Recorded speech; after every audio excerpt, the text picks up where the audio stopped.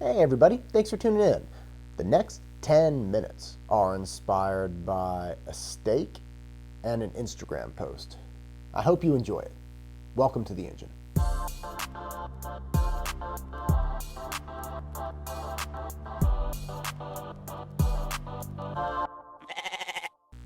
I recently was out of town for a night, staying at a little cabin. I had some work to do, I had to stay overnight, and as such I was like, God, I'm gonna make myself a steak.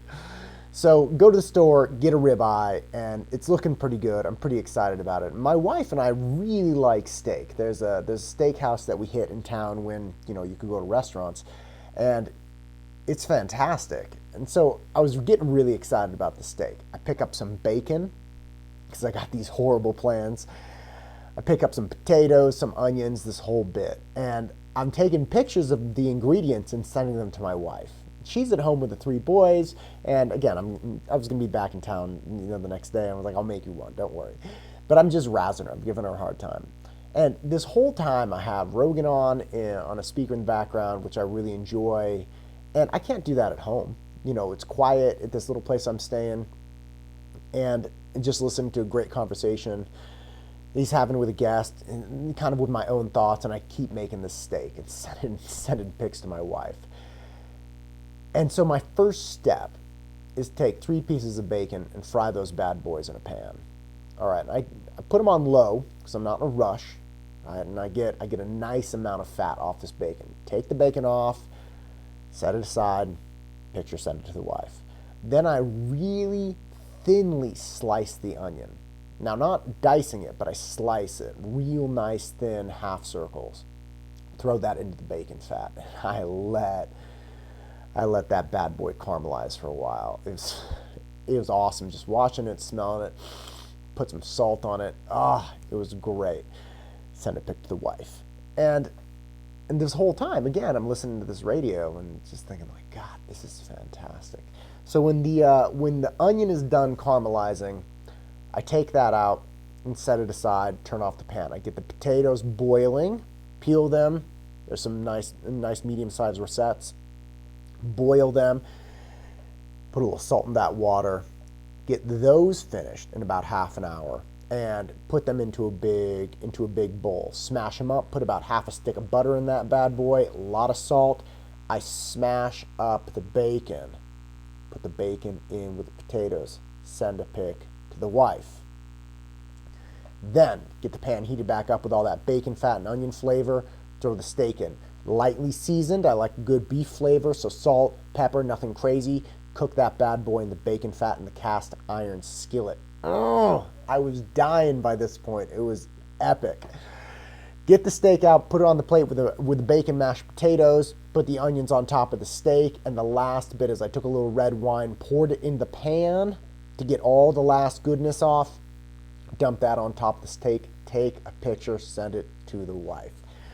And the whole time, she's giving me this horrible time, like, what the hell are you doing?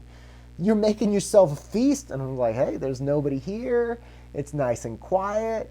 God, and I keep thinking to myself, this is such a different experience, so great. It's not any kind of insanity running around the house and chaos with my boys. And for some reason, I thought about this Instagram post I saw years back, and it was a joke, right? It was a little meme. It was a picture of this crazy dragon roll with dragon sushi roll, and it said something like it's estimated that 75 or 85% of all sushi goes unphotographed and posted. And it cracked me up because this time there was this really big wave of people taking pictures of the food.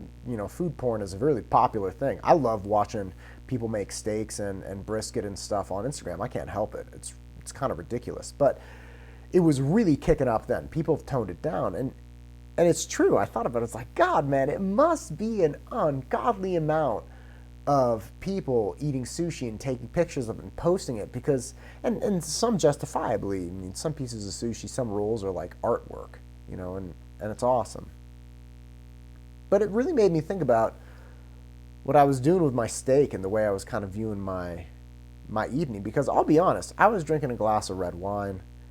I was so looking forward to a quiet meal and taking my time with it, not rushing through bites, not eating my food over the kitchen sink, and really just getting into it. You know, I've been living with my wife and we've been together for a long time. So it has been a long time, and we've had boys for almost a decade. So it's been a long time since I sat down by myself and ate the steak. I was like, God, look at this. But why was I sending her pictures? And I kind of caught myself as I thought about the Instagram post. Like, yeah, one picture would have sufficed to just say, hey, thinking about you eating a steak. But I didn't do that. I was sending her pictures of raw ingredients. I was sending her pictures every step of the way. I mean, I'm surprised I didn't take a picture of every single bite I took and send it to her. And I was thinking about it. I was like, well, was it really just that it was so pretty? Like the sushi, right? Like, because there's some sushi, you see some dragon rolls or something, and it's a work of art. I mean, hat off to those sushi chefs. But no, it wasn't like that. I mean, just seeing bacon in a pan and then some onions in a pan and then a steak in a pan and some potatoes boiling, like, that's not art. That's just, hey, I'm cooking. And I kept thinking about it, and I was telling my wife as I was eating, I was like, oh, I'll make you one of these tomorrow, don't worry. And here's the thing. I thought I was so lucky having this sit-down meal with myself and having this experience in silence, right? I don't have to worry about kids yelling and fighting with each other, and I could just sit down with my own thoughts and eat through this beautiful ribeye I had made. And the whole time, I wanted my wife to be here with me. I didn't want to be alone. That's why I was sending her photos.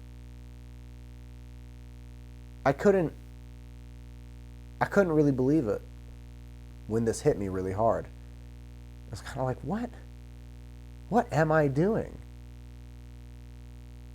Then it's just so clear. It's like, look, this steak, this experience, this silence, this peace from kids and from anyone else talking to me about their day or doing anything, it is nothing compared to that experience.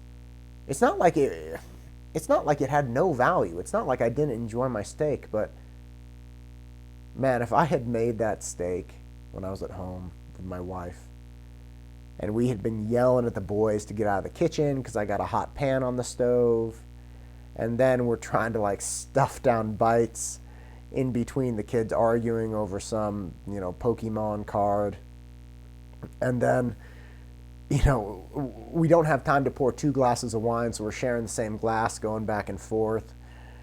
And then right as we're trying to get our last bite, I probably finish first because I eat a little bit faster than she does, and somebody has to go to the bathroom and they need help, and I say, no, you finish. I jump up, come back and sit down. She's eating her last bite, and somebody screams about the shower, and I slam the last glass of wine, her last sip of wine. She says, okay, look, I'll get the shower. You get the other boys reading, and blah, blah, blah. I mean, that would have been harder. It would have been noisier. It would have been a more difficult life. But it also would have been much more satisfying than just a steak by myself. The closest thing I have to company is a text message. I think a lot about simplifying my life.